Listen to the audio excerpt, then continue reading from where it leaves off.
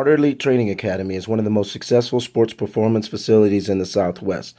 But how did it all begin? It began by a young man named Randy Williams asking for help. Randy had played offensive lineman in high school and was very successful, but was not quite big enough to play so in college. So he wanted to reformat and design himself to play defensive lineman.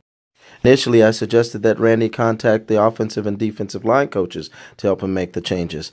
He told me that they had laughed at the idea of him making this change at the collegiate level. I was about to tell Randy that I was too busy working 2 full-time jobs and coaching 2 teams. Then I saw a look in his eye, the same I saw in the mirror when they told me I was too small to play college football.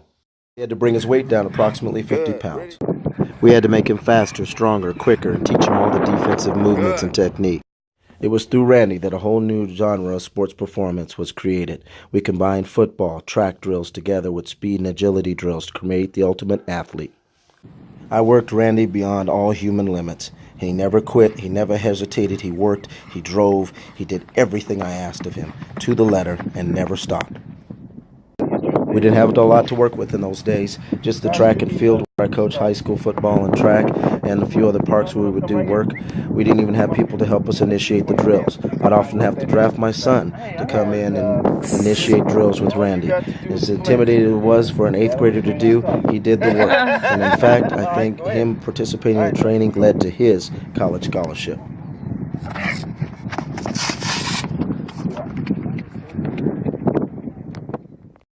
Randy worked hard not only on these fields, but he also worked hard in the classroom, working on his engineering degree. He worked around the clock. It was incredible to see, and soon others began to follow his hard work, and we had more and more join us. No matter how much Randy changed or how much I taught him, he taught me more than I taught him. His relentless pursuit for perfection made me look at everything and examine everything to be the best. We set a relentless pace. 3, 4, 5 times a week, we kept going. Winter, spring, summer, fall. Randy kept getting better. He never let up, and even though the first tryout, they didn't even look at him and sent him home. After not making the team the first tryout, most people would have quit, and some did. They never tried again to try out for the team. It didn't even slow Randy down. I don't know how he did it. He was right back there the following week, and he wanted to somehow work harder than he had already done.